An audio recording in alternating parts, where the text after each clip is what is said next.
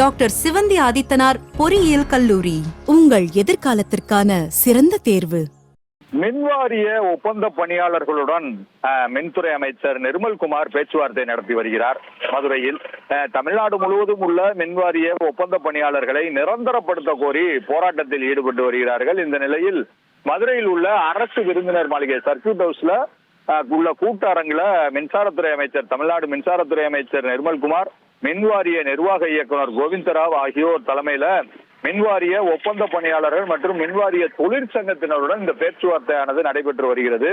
25 ஆண்டுகளுக்கு மேலாக ஒப்பந்த பணியாளர்களாக பணிபுரியும் அவர்களுக்கு பணி நிரந்தரம் செய்ய வேண்டும் என தொழிற்சங்கத்தினர் அமைச்சரிடம் கோரிக்கை வைத்துள்ளதாக தெரிகிறது.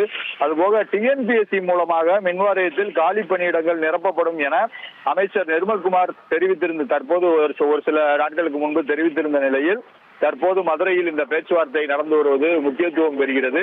இந்த பேச்சுவார்த்தையில் அதாவது அந்த ஒப்பந்த பணியாளர்களின் தமிழகம் முழுவதிலும் உள்ள அந்த நிர்வாகிகள், தொழிற்சங்க நிர்வாகிகள் கலந்து கொள்கிறார்கள்.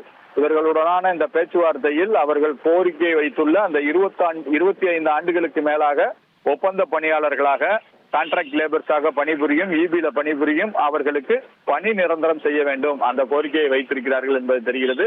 அதுபோக டிஎன்பிஎஸ்சி மூலமாக மின்வாரியத்தில் காலி பணியிடங்கள் நிரப்பப்படும் என அமைச்சர் கூறியிருந்ததன் தொடர்ச்சியாக இந்த போராட்டம் நடந்து வந்தது. அந்த போராட்டத்தின் தொடர்ச்சியாக இந்த பேச்சுவார்த்தை நடந்து வருவது முக்கியத்துவம் பெற்று வருகிறது.